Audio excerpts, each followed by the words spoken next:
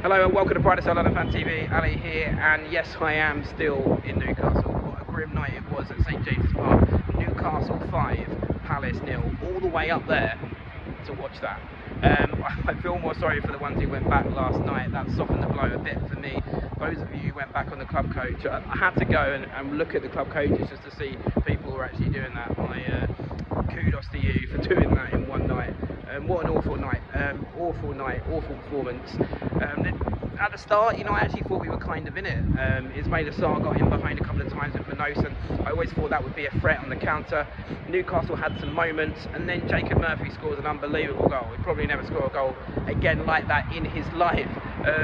And you're kind of thinking at that point, De Bruyne last game where he refines some ridiculous form, which is sort of cursed at the moment, that nothing's going to go our way. And then we get a helping hand from the referee, because in my opinion it was a tenuous penalty. And then we didn't take it. Well, Eze took the penalty, and that had everyone talking in the concourse, because why didn't Mateta take it? I kind of tried to work it out. Wilfred Zaha used to take penalties that he won, so maybe Eze didn't win the penalty.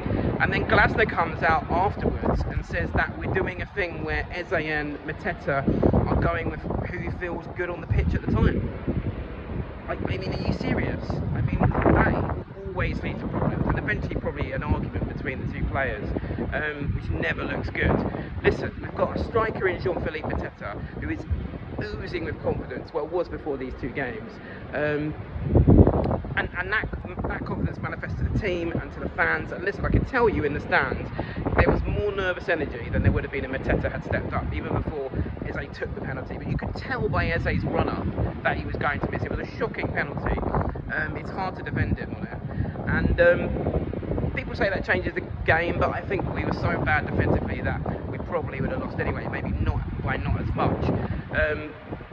But going forwards, we have to change this, because I think if we go to Wembley and Eze and Mateta are vibing out who's going to take the penalty, really, for me, just start treating Jean-Philippe Mateta as the confident Premier League striker that he is right now, one of the top goal scorers in the Premier League, and make him our penalty taker and not take him off at half time like we did at Man City.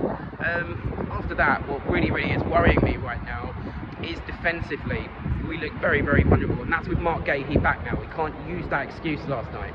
And what really worries me is the way that they're passing through our back line, in particular the ball that splits the third defender and the wing back.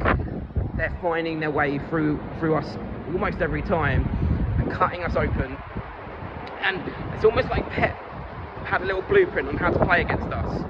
And I think Newcastle took something from that personally, because there were similar passes and similar balls played in behind our defence from Man City to Newcastle, and I can tell you one person who will be watching that and taking notes will be Unai Emery for the semi-final. We have to work on things on the training ground, which we know that Glasner will. But maybe a little bit of a rethink. Some players look tired to me. I think the class has been poor for the last two games. Some of the players need a rest. Would you change anything up for Bournemouth? Let me know if you change anything up for Bournemouth in the comments below. We need a result against Bournemouth now, because otherwise we risk with Arsenal away following on from Bournemouth, going into Wembley with 4 defeats in the trot. So we need to refine some momentum somehow against Bournemouth. So a big game on Saturday. I will be there. I will be leaving Newcastle soon, thank God. Although I have to say, what a great, wonderful city, and do recommend it as an away day if any of you wish to do it sometime in the future. But well done for choosing